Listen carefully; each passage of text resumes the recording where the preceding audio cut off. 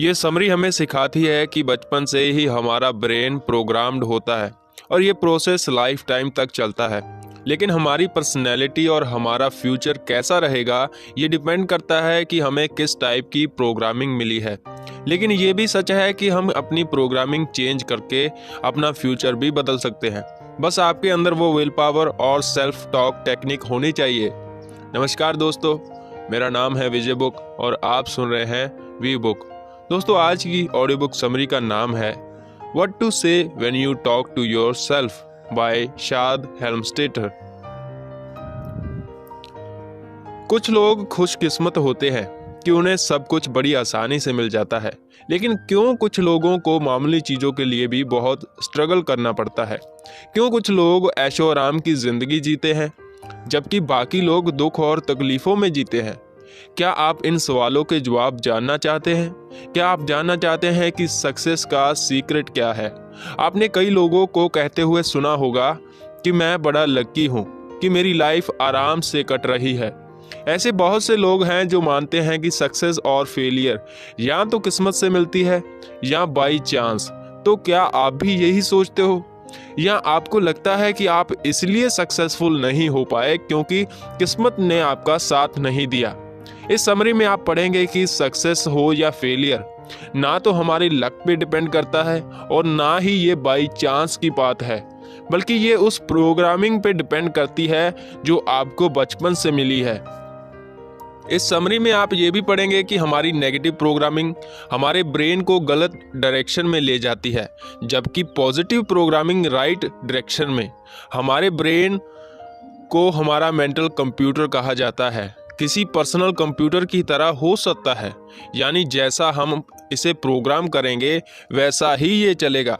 इस समरी में आपको बताया जाएगा कि हम नेगेटिव प्रोग्रामिंग को पॉजिटिव में कैसे चेंज कर सकते हैं, और ये हम करेंगे सेल्फ टॉक से, ताकि हम अपने गोल तक पहुंच सके। इस समरी में हम बताएंगे कि सेल्फ टॉक कितना इम्पोर्टेंट है, इसके कितने लेवल्स होते हैं और सेल्फ टॉक की न्यू टेक्निक्स क्या क्या हैं। तो अब क्या आप रेडी हैं सक्सेस का सीक्रेट जानने के लिए? क्या आप रेडी हैं सेल्फ टॉक से अपनी लाइफ में एक बड़ा बदलाव लाने के लिए? तो चलिए इस समरी को स्टार्ट करते हैं। इस समरी का पहला चैप्टर है looking for a better way. हर कोई चाहता है कि उसकी लाइफ बेस्ट हो। सबको एक हैप्पी पर्सनल लाइफ और एक सक्सेसफुल प्रोफेशनल लाइफ की चाहत होती है। हर कोई अपनी लाइफ के कंटेंट रहना चाहता है, लेकिन क्या हमको लाइफ में वो मिलता है जो हम चाहते हैं?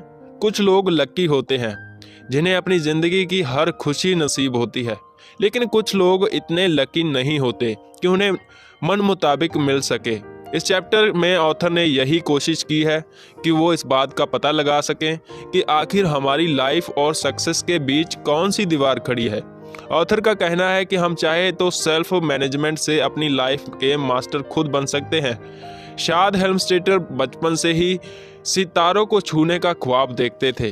वो रात के वक्त ठंडी गीली घास पे लेट जाते और आसमान की ओर देखते रहते। उन्हें आसमान में चमचमाते स्टार्स बड़े अच्छे लगते थे। उस टाइम वो सोचते थे कि काश मैं हाथ बढ़ाकर आगे इन सितारों को छू सकता। उन्हें बड़े अजीब अजीब ख्याल आते थे और उन्हें ये भी लगता था कि वो चीज़ें सच हो जाएंगी।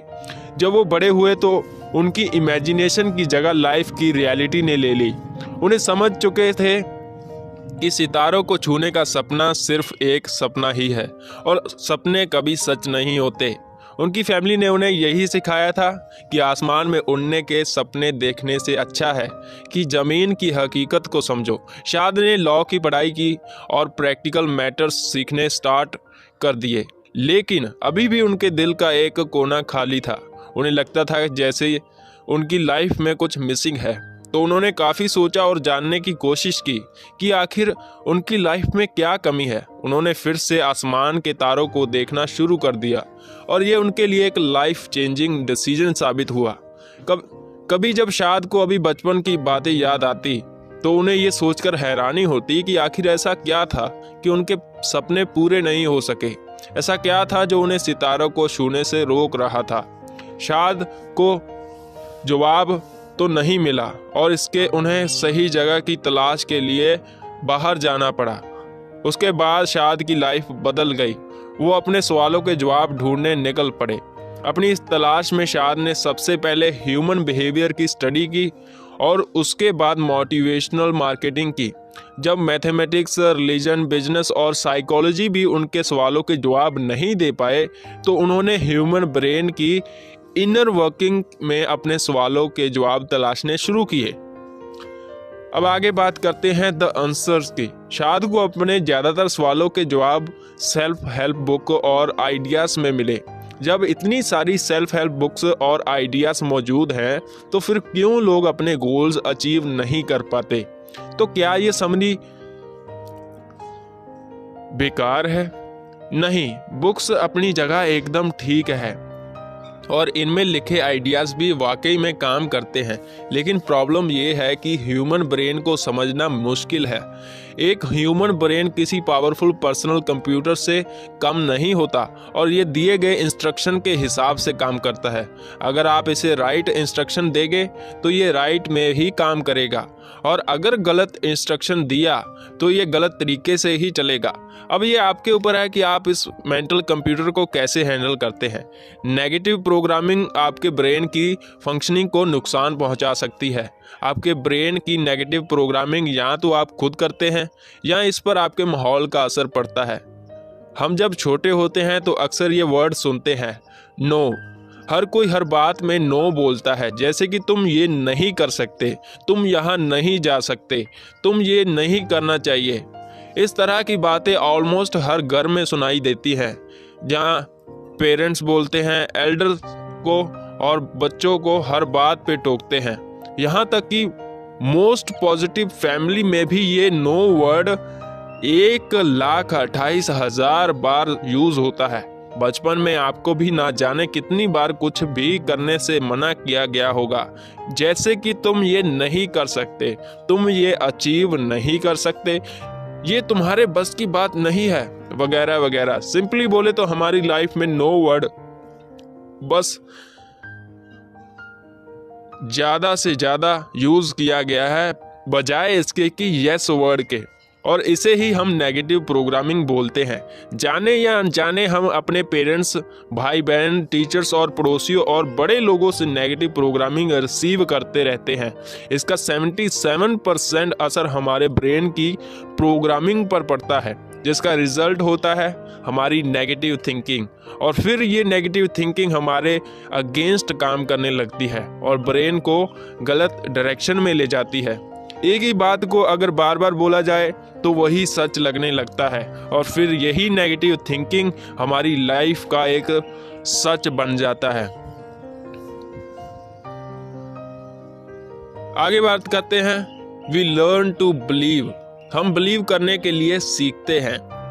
अब जबकि हमें ब्रेन की नेगेटिव प्रोग्रामिंग के हार्मफुल इफेक्ट के बारे में पता है, तो क्यों ना हम इसे चेंज करने के तरीकों के बारे में जान ले।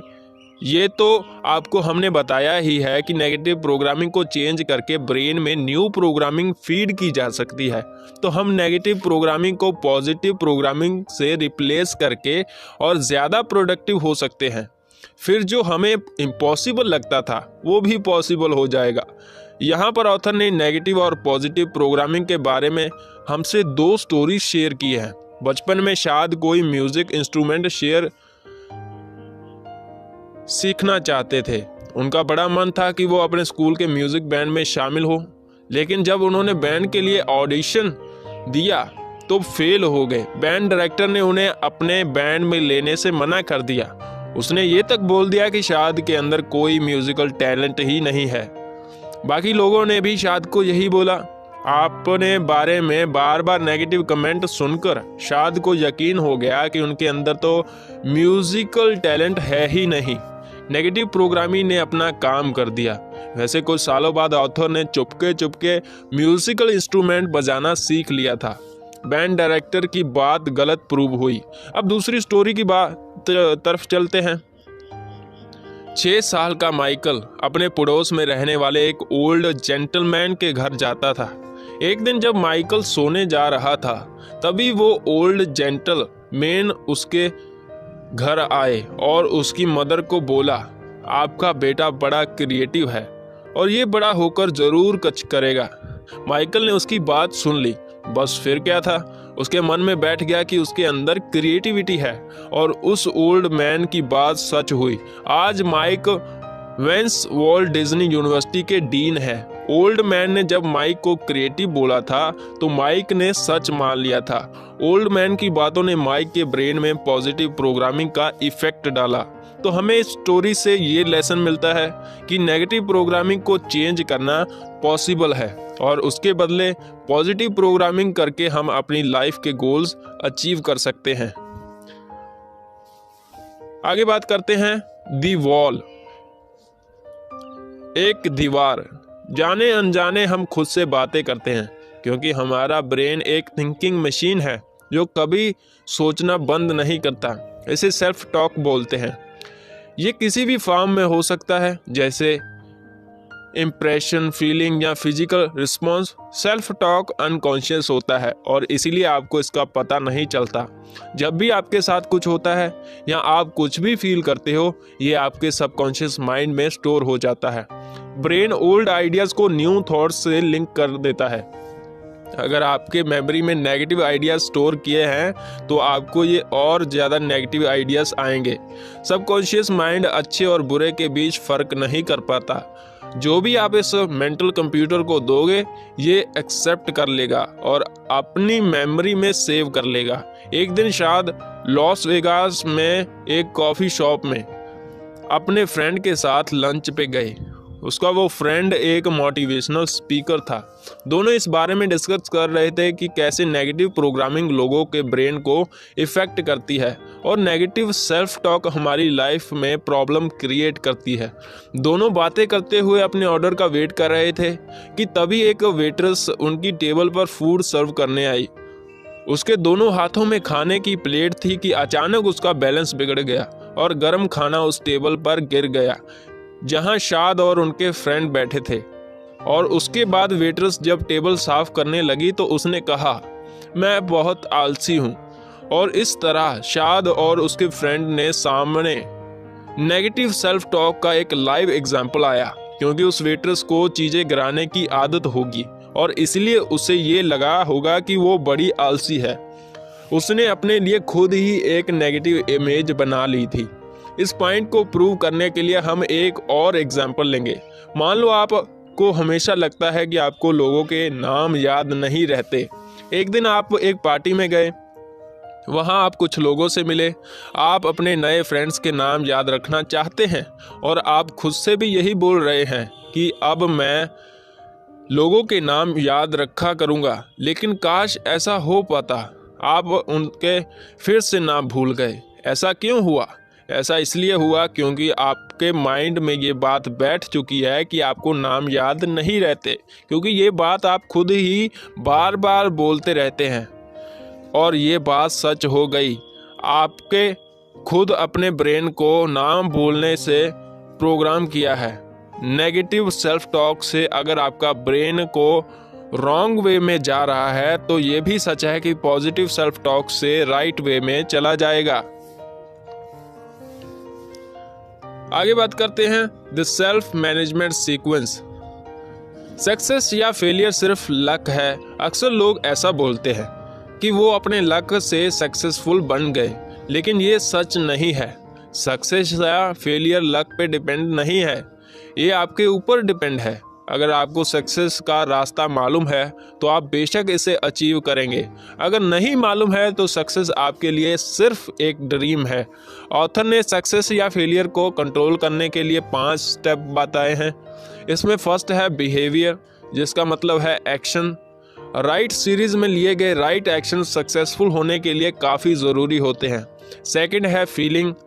फीलिंग हमारे एक्शंस को इफ़ेक्ट करती है, इसलिए हमारी सक्सेस या फेलियर पर इसका बहुत असर पड़ता है। अगर आपको कुछ पसंद है तो आप उस चीज़ को लेकर पॉजिटिव फील करोगे, फिर आपके सक्सेसफुल होने का चांस और भी बढ़ जाएगा। थर्ड है एटीट्यूड। हम किसी चीज़ को लेकर क्या फील करते हैं ये हमारा एटीट्यूड डिसाइड करता है। आपका गुड एटीट्यूड आपको बेहद मुश्किल हालात में भी उम्मीद की रोशनी दिखाएगा। फोर्थ है बिलीफ। हमारा एटीट्यूड हमारे बिलीफ्स पर डिपेंड करता है, और बिलीफ एक पावरफुल चीज़ है।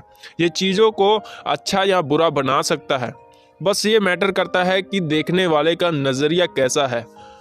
और आगे है फिफ्थ, प्रोग्रामिंग, जो कि बिलीफ सिस्टम में काफ़ी इम्पोर्टेंट रोल प्ले करता है।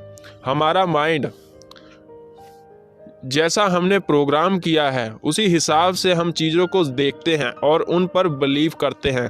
प्रोग्रामिंग बिलीफ क्रिएट करती है और बिलीफ राइट एटीट्यूड क्रिएट करता है, और फिर हमारा एटीट्यूड ही हमारी फीलिंग को डिसाइड करता है, और हमारी फीलिंग हमारा बिहेवियर सेल्फ मैनेजमेंट सीक्वेंस एक चेन क्रिएशन हो जाता है, और हमारे प्रोग्रामिंग के हिसाब से हमें या तो सक्सेस या फेलियर की तरफ ले जाता है। ऑथर ने बुक में कई सारे एग्जाम्पल देकर समझाने की कोशिश की है कि हम हर स्टेप कितना ज़रूरी है। अगर किसी स्टूडेंट का मन पढ़ाई में नहीं है तो वो अपनी क्लास मिस करता रहेगा और लेक्चर्स में कभी ध्यान नहीं देगा, फिर उसे कम नंबर मिलेंगे और उसे इसी तरह कम नंबर्स मिलते रहेंगे, तो वो और भी पढ़ाई से दूर भागेगा और उसकी प्रॉब्लम्स कभी सॉल्व नहीं होगी। तो इस तरह आपका बिहेवियर और एक्शंस आपकी सक्सेस डिसाइड करते हैं। एक और एग्जांपल है कि फीलिंग हमारी सक्सेस को कैसे इफेक्ट करती है। जॉन को फ्लाइट से डर लगता है। वो एक वेल बैलेंस्ड मैन है, लेकिन उसे एरोप्लेन के नाम से घबराहट होती है। जब भी उसे अपनी फैमिली से मिलना होता है वो प्लेन के बजाय कार से ट्रैवल करता है। हालांकि कार में जाने से उसे 2 से 3 दिन लगते हैं, क्योंकि एरोप्लेन के अंदर घुसते ही वो बहुत नर्वस हो जाता है और बीमार पड़ जाता है। यही रीज़न है कि वो फ्लाइट लेना अवॉइड करता है। एक और एग्जांपल लेंगे कि हमारे बिलीफ कैसे हमारी सक्सेस को इफेक्ट करते हैं। जैसे अगर आपको लगता है कि आप कभी दोस्त नहीं बना सकते या लोग आपको पसंद नहीं करते, तो आप इसी तरह अकेले रह जाएंगे, क्योंकि आपका ये बिलीफ आपको लोगों से मिलने जुलने नहीं देगा। आप उनके साथ कभी नॉर्मल फील नहीं कर पाओगे, जिसका नतीजा ये होगा कि चाहे आपके माइंड में कितना भी ब्रिलियंट आइडिया हो, आप उसे स्कूल या ऑफिस में शेयर करने से डरोगे, क्योंकि जब तक आप बोलोगे नहीं कोई आपका टैलेंट नहीं समझ सकता और किसी और के एवरेज आइडिया को इम्प्रूवल मिल जाएगा, जबकि आपका ब्रिलियंट आइडिया सिर्फ आपके ख्यालों तक रह जाएगा। आगे बात करते हैं the 5 level of self talk. Self talk के 5 लेवल्स। सेल्फ टॉक हमें किसी भी ओल्ड नेगेटिव प्रोग्रामिंग को हटाकर एक नए और फ्रेश पॉजिटिव प्रोग्रामिंग लिखने में हेल्प करता है। हम खुद से रोज बात करते हैं, हर मिनट बात करते हैं, लेकिन हर बार हमारा सेल्फ टॉक डिफरेंट होता है। यहाँ ऑथर हमें सेल्फ टॉक के 5 लेवल्स के बारे में बता रहे हैं। इनमें से कुछ आपके लिए यूजफुल हो सकते हैं और कुछ नहीं भी, इसलिए ये डिसाइड आप करोगे कि कौन सा आपके लिए सही है। ये है 5 लेवल्स के सेल्फ टॉक। पहला है the level of negative acceptance. ये सबसे कॉमन और सबसे ज़्यादा हार्मफुल लेवल का सेल्फ टॉक है। दूसरा है the level of recognization and need to change. ये लेवल अच्छा लग सकता है मगर ये हमारे खिलाफ भी काम कर सकता है। और तीसरा है the level of decision to change. ये हमारे फ़ायदे के लिए काम करता है। यहाँ आप नेगेटिव थॉट्स को पॉजिटिव में बदल देते हैं। चौथा है the level of better you. ये सबसे ज़्यादा क्रूशियल और इफ़ेक्टिव लेवल है। ये इंडिविजुअल्स को इंस्पायर करता है। पांचवा है the level of universal affirmation. ये लेवल हमें एक तरह की फीलिंग कराता है कि हम इस यूनिवर्स का ही एक पार्ट हैं। ऑथर हमें सेल्फ टॉक की इम्पोर्टेंस बताते हैं कि एक स्मोकर का एग्जाम्पल देते हैं। मान लो आप स्मोकिंग करते हो लेकिन आप इसे छोड़ना चाहते हो, तो खुद से बोलो कि तुम कभी स्मोक नहीं करते हो। खुद को बार बार यही बोलते रहो। पहले खुद से बोलो, फिर दूसरों को भी बताओ कि आप कभी स्मोक नहीं करते। जब आप अपने पॉकेट से सिगरेट निकाल कर अपने मुंह के पास लाते हो तो खुद को बोलो कि आप स्मोक नहीं करते हो। जोर से बोलो। आपके फ्रेंड्स या फैमिली को आपकी ये हरकत अजीब लगेगी, लेकिन आप बोलते रहो। एक पॉइंट पे आके आपका माइंड आपसे ही पूछेगा कि अगर आप स्मोक नहीं करते तो सिगरेट आपके हाथ में क्या कर रही है। खुद को याद दिलाते रहो कि आप कभी स्मोक नहीं करते, तो आपका ब्रेन खुद को रीप्रोग्राम कर लेगा और एक दिन फाइनली आप स्मोकिंग छोड़ दोगे।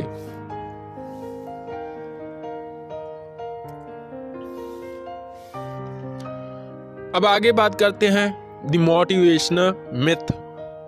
कुछ मोटिवेशंस काम करती हैं, मगर करीब 95% मोटिवेशन काम नहीं करती। एक मोटिवेशनल टॉक की यही प्रॉब्लम है कि ये परमानेंट नहीं होता। आपने कोई मोटिवेशनल टॉक अटेंड किया, उससे इंस्पायर हुए, आपको लगा अब आप दुनिया बदल देंगे, लेकिन कुछ ही टाइम बाद आपकी इंटरनल प्रोग्रामिंग उस मोटिवेशन से हार जाती है और आप फेल हो जाते हो। एक्सटर्नल मोटिवेशन यानी सिर्फ बाहरी मोटिवेशन ज़्यादा देर नहीं टिकती, इसलिए मोटिवेशन ऐसा हो जो आपके साथ रहे। इसलिए आप अपने मोटिवेटर खुद बनो। मान लो कि आप लोकल टीम में सॉफ्टबॉल खेलते हो और आपका एक टूर्नामेंट होने वाला है। आपकी टीम में एक एक्सपर्ट कोच है जो हमेशा आपको इंस्पायर करता है। जब आप निराश होते हो या थक जाते हो तो वो आपको इनकरेज करता है। आपका कोच आपको सिखाता है कि हमें अपनी हार में भी निराश नहीं होना चाहिए और हार को जीत में बदला जा सकता है। आपके लिए वो एक ग्रेट मोटिवेटर है, बेस्ट फ्रेंड है और सपोर्ट है। आपको उससे जीतने की मोटिवेशन मिलती है और आप मैच जीत जाते हो और सीजन ओवर होता है। अब इसके बाद आप क्या करोगे? कोच तो चला गया क्योंकि सीजन खत्म हो गया है, लेकिन वो अपने साथ सारी मोटिवेशन भी ले गया। वो आपके एक्सटर्नल मोटिवेशन का सोर्स था और वो अब चला गया है। तो अब आप क्या करोगे? काश कोई ऐसा कोच होता जो हमेशा आपके साथ रहता। सोचो कि आपको हर बार ऐसी ही मोटिवेशन मिलती रहे, आपको मोटिवेट रहने और जीतने के लिए किसी और की ज़रूरत नहीं पड़ती, तो कितना अच्छा होता। ज़रा सोचो, अगर आप खुद अपने मोटिवेटर बन जाओ तो क्या होगा? फिर तो आपको किसी और की ज़रूरत कभी नहीं पड़ेगी। आपके अंदर जो मोटिवेशन है वो हमेशा आपको इंस्पायर करती रहेगी। आगे बात करते हैं the new techniques. Self talk techniques बड़ी सिंपल होती हैं, जिन्हें यूज़ करना काफ़ी इजी है। इसमें से कुछ टाइम लेती हैं तो कुछ में बिल्कुल टाइम नहीं लगता। ये टेक्निक्स हैं, पहली साइलेंट सेल्फ टॉक। ये ऐसा है जैसे आप चुपचाप खुद से बात करते हो। दूसरा है सेल्फ स्पीक, दूसरों को जोर से बोलकर बताना। तीसरा है सेल्फ कन्वर्सेशन, जब हम खुद से ही बातचीत करते हैं। चौथा है सेल्फ राइट, अपनी सेल्फ टॉक को लिख कर रखना। और पांचवा है सेल्फ टॉक, अपने सेल्फ टॉक को रिकॉर्ड करके सुनना। शायद थोड़ा वेट लूज करने की कोशिश कर रहे थे, इसलिए उन्होंने एक्सरसाइज और डाइट वगैरह सब कुछ किया, लेकिन वेट कम नहीं हुआ। फिर उन्होंने सेल्फ टॉक यूज़ करना शुरू किया और ये उन पर काम कर गया। हालांकि शाद को इस प्रोसेस में टाइम लगा और ख़ासकर मॉर्निंग टाइम में सेल्फ टॉक के लिए टाइम निकालना उन्हें काफ़ी मुश्किल लगता था। वो कुछ सिंपल सा ट्राई करना चाहते थे, तो उन्होंने अपने सेल्फ टॉक को रिकॉर्ड करके सुनना शुरू कर दिया। शाद ने अपने सेल्फ टॉक इंडेक्स कार्ड के लिए और उन्हें रिकॉर्ड कर लिया। उन्होंने खाना, सेल्फ एस्टीम और फिजिकल फिटनेस के 3 टेप रिकॉर्ड किए। हर सुबह शेविंग करते वक्त वो इन टेप्स को सुनते थे। फिर ड्राइविंग करते टाइम अपनी गाड़ी में और सोने के टाइम इन टेप्स को सुनते थे। करीब 10 वीक्स में ही शाद ने 58 पाउंड तक वेट लूज कर लिया था। उनके डॉक्टर हैरान थे। डॉक्टर के क्लिनिक में जो रिसेप्शनिस्ट थी, उसने शाद से उनकी सीक्रेट डाइट के बारे में पूछा। उन्हें खुशी हुई कि वो अब पहले से फिट हो गए थे, मगर उनकी वाइफ ने भी उन्हें एक सरप्राइज दिया। उसने भी पूरे 25 पाउंड लूज किया था। बाद में पता चला कि वो उनकी लाइफ की सेल्फ टॉक टेप सुनती हैं। शाद के कुछ फ्रेंड्स और क्लाइंट्स ने उनसे अपने लिए भी कुछ टेप्स रिकॉर्ड करने को बोला। शाद ने उनकी हेल्प की और उन्हें ये जानकर और भी हैरानी हुई कि जिसने भी ये टेप्स सुने थे उन सबको इससे फ़ायदा हुआ। लोगों ने शाद को लेटर्स लिखकर अपनी सक्सेस स्टोरी शेयर की और एक औरत ने शाद को लेटर लिखा कि वो अपनी शादी को टूटने से बचाना चाहती है। उसने शाद को सेल्फ टॉक सेमिनार अटेंड किया। उसके बाद उसने फैमिली रिलेशनशिप पर शाद के सेल्फ टॉक टिप्स सुने। वो रोज़ इन टिप्स को सुनती थी। शुरुआत में उसके हस्बैंड ने इन टिप्स को कोई इंटरेस्ट नहीं दिखाया, लेकिन 2 हफ्ते बाद ही उसके हस्बैंड ने इन टिप्स को दोबारा प्ले करने को बोला। उस लेडी ने नोटिस किया कि जब से उन्होंने टिप्स सुनने शुरू किए हैं, वो अब पहले से कम आर्गुमेंट करते हैं।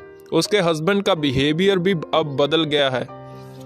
वो उसके साथ अपनी हर प्रॉब्लम शेयर करने लगा था और अब दोनों एक नॉर्मल कपल की तरह रहने लगे थे।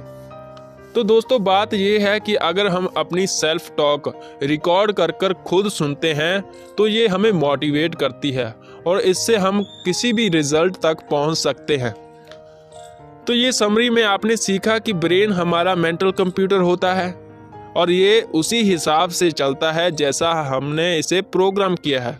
हमारे ब्रेन कैसे काम करेगा ये डिपेंड करता है कि हमने इसकी कैसी प्रोग्रामिंग की है। नेगेटिव प्रोग्रामिंग का नेगेटिव इफेक्ट होता है और पॉजिटिव प्रोग्रामिंग हमारे ब्रेन में पॉजिटिव असर करती है। और आपने ये भी पढ़ा कि हमारे ब्रेन की प्रोग्रामिंग हमारे बचपन से ही स्टार्ट हो जाती है। यहाँ तक कि हमारे पेरेंट्स, टीचर और फ्रेंड्स हमें जो कुछ भी बोलते हैं या हमारे बारे में बोलते हैं, वो सब हमारे ब्रेन को प्रोग्राम करता है और उसी हिसाब से हमारा ब्रेन सोचता है। आपने इस बुक से ये सीखा कि हम नेगेटिव प्रोग्रामिंग को सेल्फ टॉक की हेल्प से पॉजिटिव प्रोग्रामिंग में बदल सकते हैं। आपने यहाँ सेल्फ टॉक के लेवल्स और इसकी न्यू टेक्निक के बारे में भी जाना और साथ ही आपने मोटिवेशन के बारे में भी सीखा। आपने ये सीखा कि एक्सटर्नल मोटिवेशन टेम्पररी होती है, इसलिए आपको मोटिवेशन और इंस्पिरेशन के लिए दूसरों पर नहीं बल्कि खुद पे डिपेंड रहना चाहिए। तो अब आपने सीख लिया है कि कैसे अपने ड्रीम्स पूरे किए जाएं और कैसे सक्सेसफुल बना जाए। तो आज से ही अपनी नेगेटिव प्रोग्रामिंग को पॉजिटिव प्रोग्रामिंग से रिप्लेस कर दो। अपनी सेल्फ टॉक पावर यूज़ करो। सेल्फ टॉक की प्रैक्टिस तब तक करते रहो जब तक कि आपकी स्किल्स इम्प्रूव ना हो जाए, जिसके कि आप जल्दी सक्सेसफुल बन सको। तो ये समरी यहीं पर ख़त्म होती है। ये समरी आपको कैसी लगी आप कमेंट में ज़रूर बता सकते हैं। आगे आप कौन सी समरी सुनना चाहते हैं ये भी लिख सकते हैं। रखिए अपना ढेर सारा ख्याल। तब तक के लिए जय हिंद।